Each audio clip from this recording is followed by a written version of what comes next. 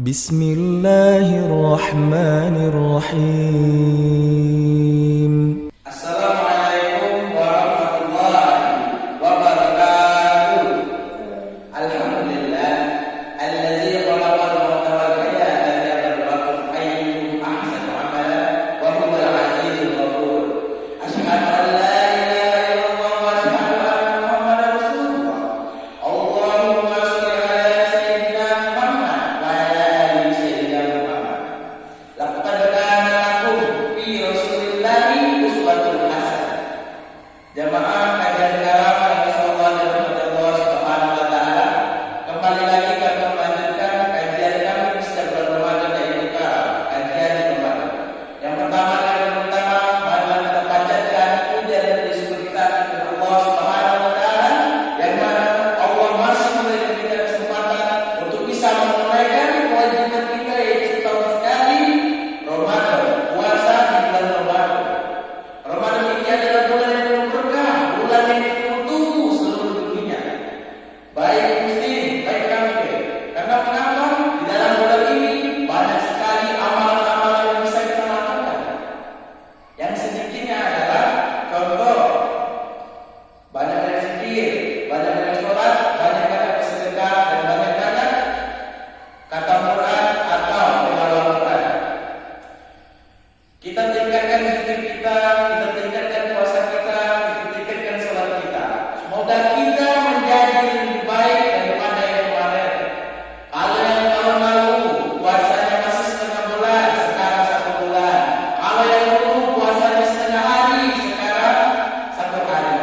Kalau yang dulu belum bisa berpuasa, maka belajar berpuasa setengah hari minimal. Untuk anak-anak yang belum bisa apa-apanya, kita ajarkan mereka untuk berpuasa setengah hari.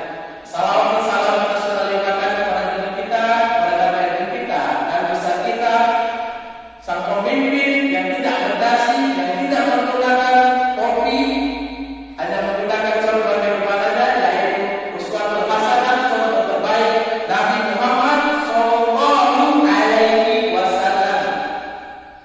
Mengapa Allah menurunkan iblis ke dunia? Dan mengapa iblis Allah perintahkan untuk menggoda kita sekalian para jemaah kajian kalam?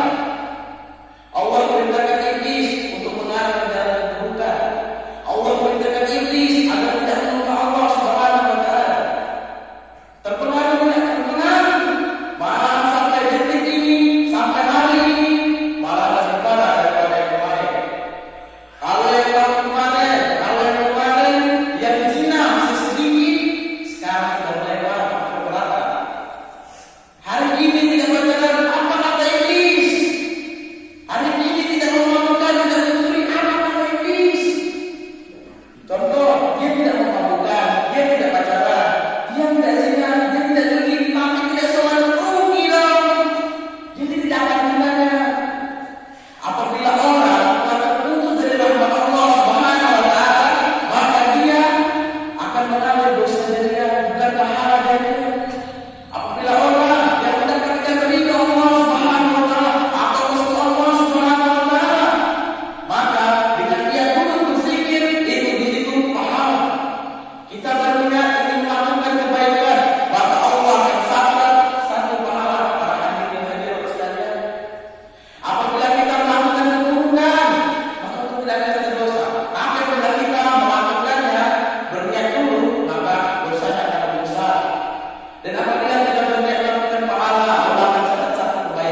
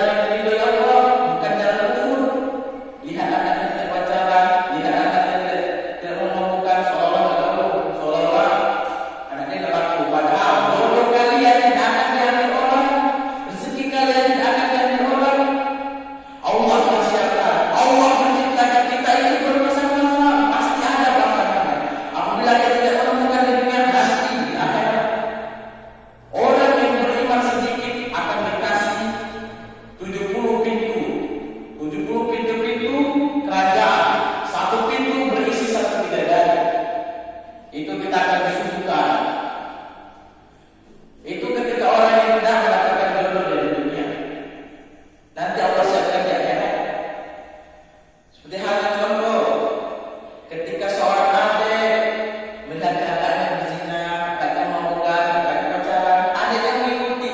Astagfirullahaladzim. Apa yang didapat kakak? Dosa jadinya. Dan apabila adik itu mencegah, hal yang pertama adik itu mencegah adalah kalau dia tidak bisa lari fisik, maka dia tidak bisa. Kalau dia tidak bisa lari lisan, maka dia hati. Kalau misalnya contoh di fisik, aku tanggung dengan kakaknya. Contoh kalau lisan atau dipukuli kakaknya, maka jangan dalam hati bahwa itu perbuatan dosa, bahwa itu perbuatan yang dilakukan Allah Subhanahu wa taala. Para kajian kalam yang semua dilakukan Allah Subhanahu wa taala. Semoga kita terhindar dari hal-hal zina, kita terhindar dari godaan setan yang terkutuk. Mengapa ini bisa menggoda kita? Karena ingin mengetes keimanan kita. Kalau kita beriman, kita tidak akan tergoda. Kalau memang iman kita lemah, kita akan tergoda. Biar di sholat, tapi sudah dijaga dia, pas ada maghrib, Allahu Akbar, Allahu Akbar. Tapi dia tidak datang ke masjid.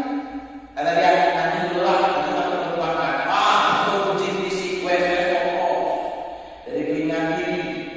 Langsung dia mengikuti jin itu. Apabila engkau mengikuti iblis, kalau Allah mengikuti iblis, maka sesungguhnya yang pantas adalah neraka jahanam. Jadi, kalau kita merasa mengikuti Nabi Muhammad, maka lakukan sesunnahnya dan jauhi larangannya. Apa yang dilarang Nabi Muhammad itu dilarang oleh Allah Subhanahu wa taala. Apa yang dibolehkan Nabi Muhammad itu diperbolehkan Allah Subhanahu wa taala. Karena mengapa? Tidak ada ruginya kita mengejar dunia, tapi jangan lupakan akhirat. Harus seimbang. Jangan hanya mengejar dunia, tapi harus lupakan. Semua orang pasti akan mati. Semua orang di dunia ini maupun raja, inspektur sekalipun pasti akan mati. Pasti akan mati. Tidak ada yang abadi, tidak ada yang hidup 1000 tahun. Pasti akan mati. Mungkin itu saja yang saya dapat sampaikan pada hari ini. Kalau ada salah kata saya bermaaf. Para Allah saya mengampun. Lebih dari kurangnya saya maaf. Salahnya dari saya dan dari Allah Subhanahu wa taala. Saya akhiri berkata wassalamualaikum warahmatullahi wabarakatuh. Jangan lupa like, comment, share, dan subscribe.